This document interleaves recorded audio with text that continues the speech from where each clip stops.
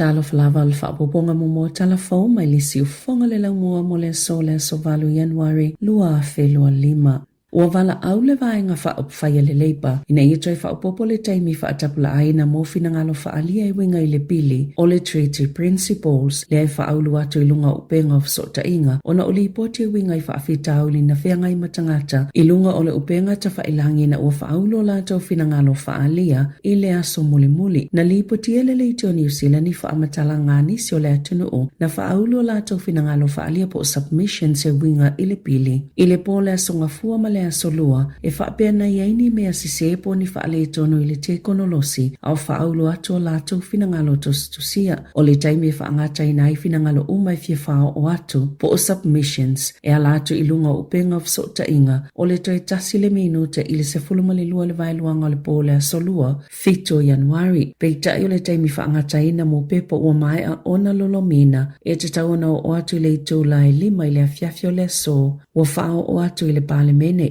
na whaalia le so upo le leipa mo atina e Maori o Willie Jackson e tala whea ngaile to e whaapopo se vaiaso e te tawana maua le avanoa mo tangata umo New Zealand e lena o Maori e whaaulua to aio lantou finangalo I winga I le Treaty Principles Bill po le tula fono tau whaafia le malo I winga I le toi whaatula nganga o le nganga au tu o le whea ngai waitangi o se pile matuato o tele tangata na tete e iai lena maafoi le solo tele po le hikoi na awa ye le whaitau fia se fuluafi o tangata I atu le mauto le palemene I le tausanga na te anei e le komiti wha palemene le Justice Select Committee le whai unga toi whaapopo I le aso I whaangatai finangalo po submissions I le pili. O whaaliele au whaito whao le puipuinga o Sāwanga I totono a inga e matoa whaapopole ina lava le tūlanga I le to o lua o tamaitia ua umaola I le nei tausanga mai mo umia ni singa luenga I tatau na whaatino e tau fia le toitula I mai oia whaafi tauli o lea whaato ai le masina mua le tausanga ai ua to o lua tamaiti ua maali liu matauli le ai to o lua ua molia matau fia e tali molianga o le whaaho o le oti maliloto iai ini mata upuna tutupu I hamili tone ma au kilani. O le taimi nei, o lo iei fo isa tamaititi Northland, o lo tonga fitia o nauni manu anga o ngaunga ilo naulu, ma o lo whaanga solo fo I ia isu enga a leo. Na whaaliele po le silo le Child Matters o Jane Searle, o se amatanga whaale tonu telele nei o le tausanga, ma e aona tato manatua, so se taimi lava o mai leo lo se tamaititi, I se amionga whaapea, ua ta o mai ai ele o le leipolo kalame ma awala po systems, be ona Sāmoa Searle, ma o se whaafita uli fo I tele atu na ilo le tūlanga o loo mafofawina o Januari lua lua na umai ola o se pepe ma se tamaititi whaatase ma se isi pepe na manu ati ngā ina e te tau fo ina whaatupe ina lelei au nanga mo anga feso ta ai o loo pito I luma le whaingola ngā luenga ai mai se o le tūlanga mo umia ina o la lato au nanga pe ona whaalia le pole silo le Child Matters na ta ua le au nanga le Shine le whaapito mo Sāwanga I ainga na matuasi itia mawalunga le tūlanga mo umia na matuasi itia mawalunga le tūlanga mo umia ina o la lato ngā luenga mai tangata sa mo umia ina se feso soani ile nei tau mawhanawhana mai silia mana se fulu afe vala au na o lato tau le maina ile tau sangataluai mo se feso soani o vala au Karen Chawa le minister mo tamaiti ma le puipuinga mai Sāwanga whao o lima ma Sāwanga mātanga ina ia whaao ngā au nanga o lo mawhai o na maua pe a mo umia ina se feso soani ma ia li poti ni Sāwanga e moli mawina so o se tasi o lo o tutupu I tutono a inga maafutanga whaapele vāma wō ma so o se mea o le soifuanga o lo o tele au nanga mwhaina mawai le fsoswani pe o le Women's Refuge It's Not Okay le Shine Victim Support Help whaapele National Network of Family Violence Services New Zealand.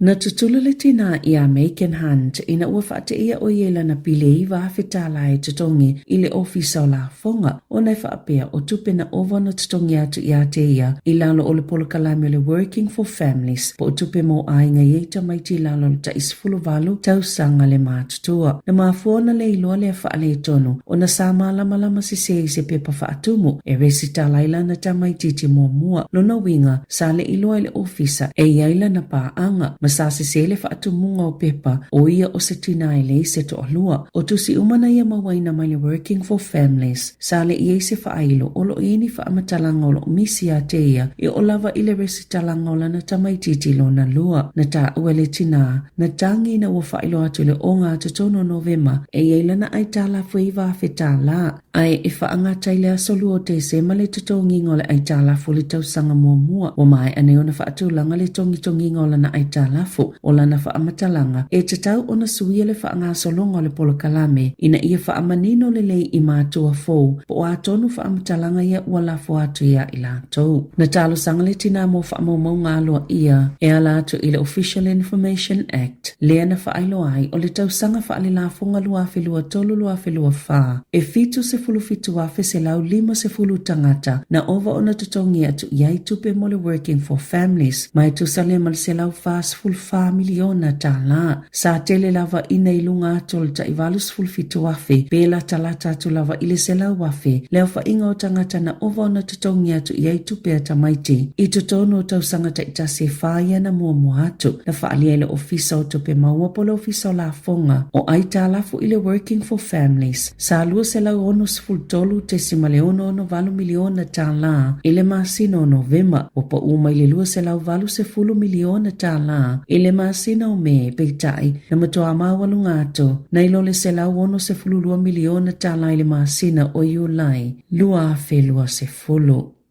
O lo suaina le WorkSafe le whaalavelave na pa uai John Jiang tolu fitu tausanga le matua mai Jiang suisaina na au mai le company au kilani o le ST Aluminium i lalo le polo kalame o visa whainga luenga i le lua afe lua e o mai ana nafi o lo o whaalangolango Jiang i masine le whalema i maana vai talo mai le whaalavelave sa mawhaiona malanga mailo na to lua malala tama e valu tausanga le matua i lalo o le partner visa o le aso lua sifulu valu te sema na mawailo na to'olua o Gia fan le telefoni na taumai iai e se tasi o le au whainga luenga le pa uolo na to'olua mai lunga o se lifi a o whaatino le ngā luenga o le tulai 5 le fiafiana na fina whaiele whaiunga fōma il whalemai au kilani e ta pe masini o lo whaamana vai Jiang pe o na whaamatala ina e lo na to'olua ua whesilingi e fan pe na muli le kamupani ta iala mo le puipuinga o le saunga le mu ma le soifua malolo ina o tangata whainga luenga o whaamatalanga na whailoele le te o New Zealand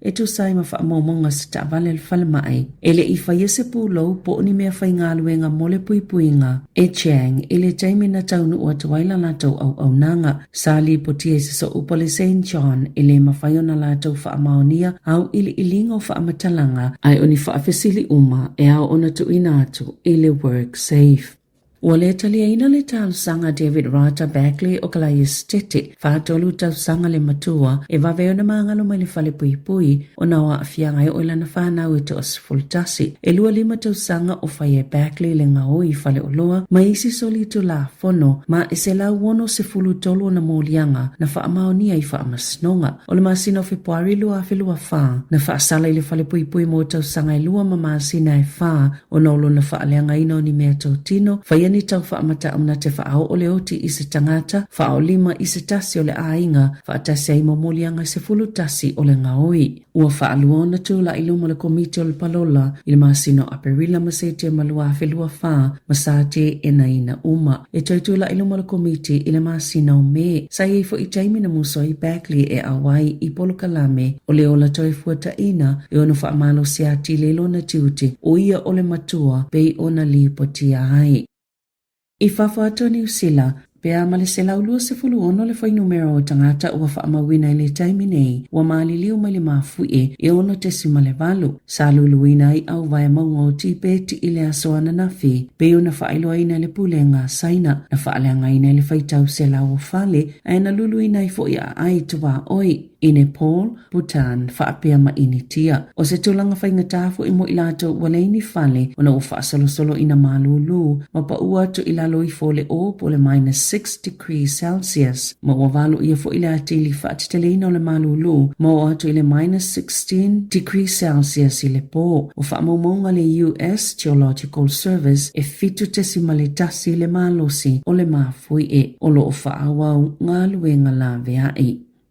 O whaasilsila leo I Honolulu le maliu le tangata lona wha o no mea whaapapa po fireworks I alia manu ma o se tamaiti te tolu tau sanga le matua na umalo na o lalwhalemai e ta ono tangata na manunu o ti ngai na inimu na afia yo lātou tino ma na awina atu I whalemai le United States mo nisi tonga fitinga na sauno le pule no o Honolulu Rick Planchardi o le tūlanga matautia leo mea whaapapa I le whaatangai na I le tūla fono e lama tia I soifua e whaalavelave I fo I soifuanga o tangata e lua se lau lua se fulufitu afe pauna o fireworks na tau fia le vaenga e mataituina mea whaapapa e whaasai le tūla fono I le tausanga talua I Hawaii peitai e le se tasi na mōlia ai o lo whaawau su enga I le whaalavelave lea na tupu ai fo I se isi tangata na maliu mai nisi mea whaapapa o le tausanga fau I kālihi pei ona li potia ai I ta alonga o whaalaulo ina nei ele lakapi Sāmoa ma le iuni lakapia New Zealand se ta amelo sanga e whai ele masino nove mo le tausanga nei o le atali malo ile manu ma Sāmoa I le awale New Zealand Heartland 15 I Sāmoa o se whaatinonga e pātipatia I pele sotanga I le vao Sāmoa ma New Zealand I le tūlanga